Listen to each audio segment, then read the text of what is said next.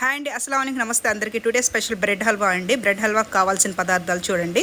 నేను 100 గ్రాముల నెయ్యి తీసుకున్నానండి. నెయ్యి ఒక కడాయిలో వేసేసి కొంచెం హీట్ అయిన తర్వాత నేను పక్కన పంచదార పాకం కూడా పెట్టేసుకున్నాను. అందులో 4 యాలక్కాయలు వేసేసుకొని 1 లీటర్ పాలు పెట్టుకున్నానండి. హాఫ్ లీటర్ చేసుకున్నాను. దానికి ఒక గుప్పెడు కాజు తీసుకొని నెయ్యిలో ఫ్రై చేసుకోవాలండి. కొంచెం గోల్డెన్ బ్రౌన్ వచ్చేదాకా ఫ్రై చేసుకోవాలి. మనకు బ్రెడ్ హల్వాలు తినేటప్పుడు కొంచెం క్రిస్పీగా ఉంటాయండి. సిమ్ మీద రోస్ట్ చేయండి ఎప్పుడు కూడా ఫ్రై చేస్తే బాగుంటాయండి. చూడండి, ఇంత గోల్డెన్ బ్రౌన్ వచ్చేదాకా ఫ్రై చేస్తే తినేటప్పుడు చాలా బాగుంటాయండి. మొత్తం నీట్గా తీసేసుకోండి. అందులో నుంచి బ్రెడ్ ముక్కలు కూడా ఇలాగా ఒక దాంట్లో 4 చేసుకుంటే మనకి ఫ్రై చేసుకునేటప్పుడు కూడా చాలా ఈజీగా ఉంటాయి. అందులోనే కిష్మిష్ వేసేసి, కిష్మిష్ చూడండి ఎంత బాల్స్ లాగా ఎంత బాగా వస్తాయి. ఇలా ఫ్రై చేయటం అంటే నాకు చాలా ఇష్టం. ఇలా ఎంతమందికి ఇష్టం చెప్పండి.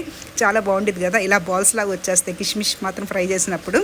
కిష్మిష్ కూడా కొంచెం తీసేసుకోండి అందులో నుంచి. ఆ నెయ్యిలోనే మరి మనం బ్రెడ్ ముక్కలు కూడా మంచిగా వేసేసుకుందాము. ఒక 4 వేసేసుకుందాము.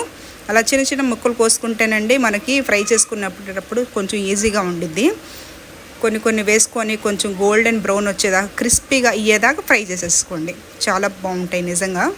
అలా చేసుకుంటే పెద్ద వేసేస్తే ఏమైందంటేనండి, అందులో వేసేటప్పుడు మనం పాకంలో కొంచెం పెద్దగానే ఉంటాయి, అలా బాగోవు. మళ్ళీ నేను ఆ పాకంలో కొంచెం మిల్క్ వేసానండి.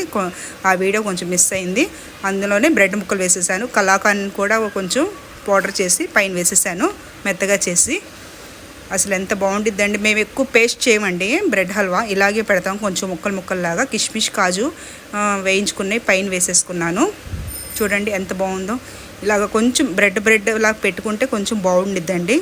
ఎక్కువగా పేస్ట్ చేస్తే బాగోదు. ఇప్పుడు మనం సర్వ్ చేసుకుందాము. చూడండి ఎంత బాగుందో. అసలు నిజంగా కొంచెంలో తయారైపోయిద్దండి బ్రెడ్ హల్వాకి కావాల్సినవి అన్నీ మీరు చూసుకున్నారు కదా. అసలు ఎంత టేస్టీగా ఉందండి నిజంగానే. నెయ్యిలో వేయించుకోవాలండి ఎప్పుడు బ్రెడ్ కూడా. కొంచెం అయినా కూడా మీరు కొంచెం 4 ముక్కలు బ్రెడ్ అయినా కూడా కొంచెం నెయ్యిలోనే వేసుకుంటే ఆ నెయ్యి ఫ్లేవర్ అసలు తింటుంటే నోట్లో పెట్టుకుని కరిగిపోయిద్దండి నిజంగా. అసలు చాలా బాగుండిద్ది. వెళ్ళేటప్పుడు ఒక లైక్ చేయండి మీకు ఇష్టమైతే. Thank you so much for watching.